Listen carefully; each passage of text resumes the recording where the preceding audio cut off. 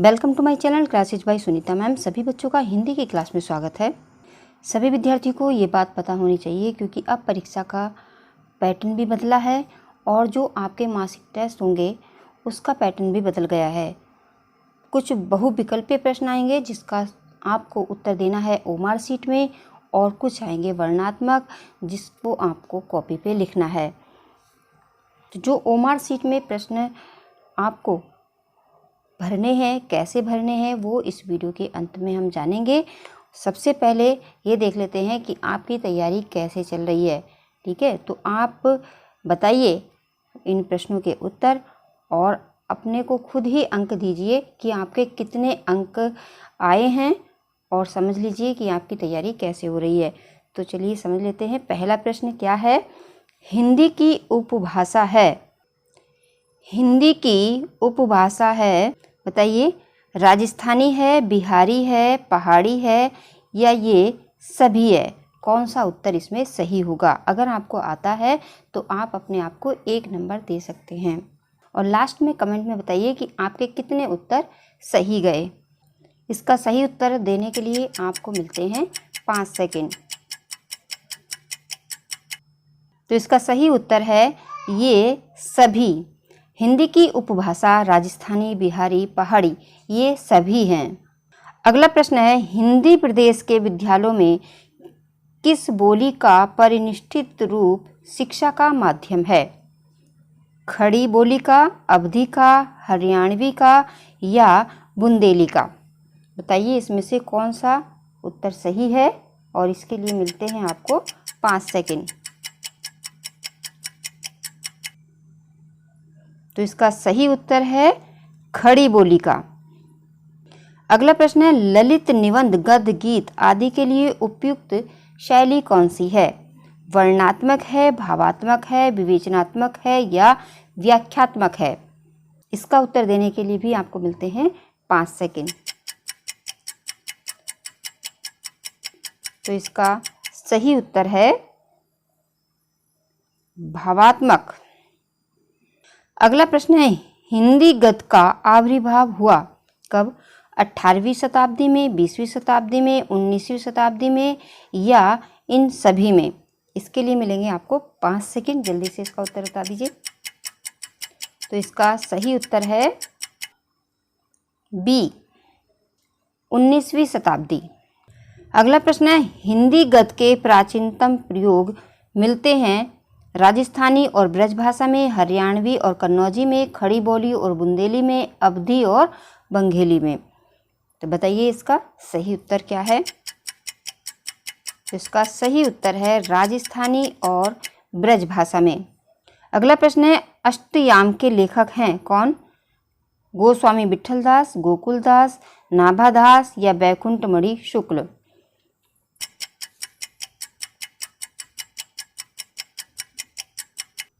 इसका सही उत्तर है नाभादास। अगला प्रश्न है, अमीर खुसरो प्रसिद्ध हैं किसके लिए?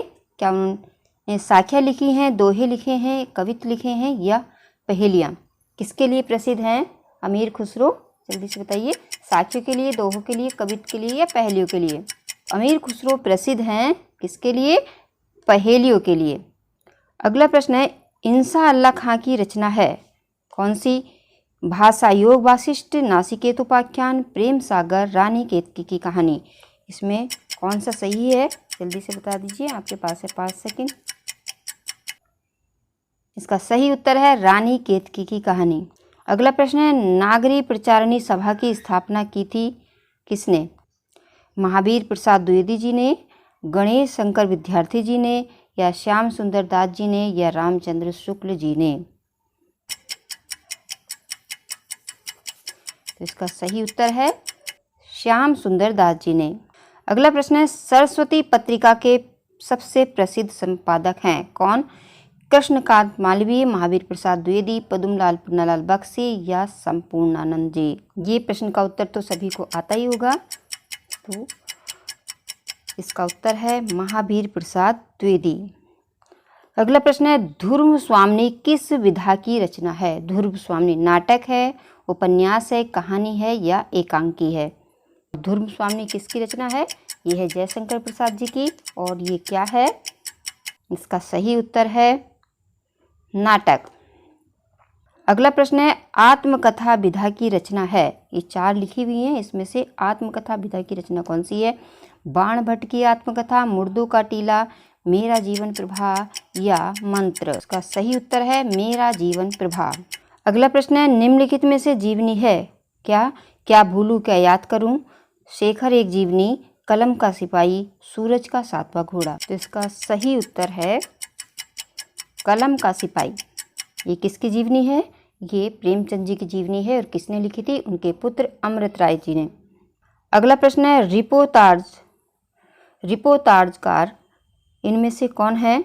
विष्णु प्रभाकर, प्रभाकर माचवे, प्रकाश चंद्र गुप्त या ये सभी। तो इसका सही उत्तर है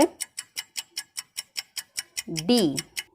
कक्षा 9 और 10 में आपको 20 प्रश्नों के उत्तर ओमार शीट में देने हैं और इस तरह से आप उत्तर देंगे। जो भी A, B, C जो भी उत्तर आपका सही होगा उसको आप गोला करेंगे, जैसे ये यहाँ पर गोला कर दिया गया है। और इन प्रश्नों की जो अभी आपसे पूछे गए हैं उनकी ही ये आंसर शीट है। इसी तरह से आप परीक्षा में भी गोला करेंगे। गोला देख लीजिए किस तरह से भरा हुआ है। इसी तरह से आप गोला भर के आएंगे, तभी परीक्षा में पूरे अंक मिलेंगे। और जो आपका टेस्ट होगा उसमें भी बहुविकल्पीय प्रश्न आएंगे। तो इसी तरह से आप तैयारी करते रहिए और अब कमेंट में बताइए आप कि आपने कितने उत्तर सही बताए। और इस वीडियो को देखने के बाद अपने मित्रों के साथ शेयर करें ताकि इस वीडियो का लाभ सभी को मिले। तो आज इस वीडियो में बस इतना ही, मिलते हैं फिर किसी दूसरी वीडियो में।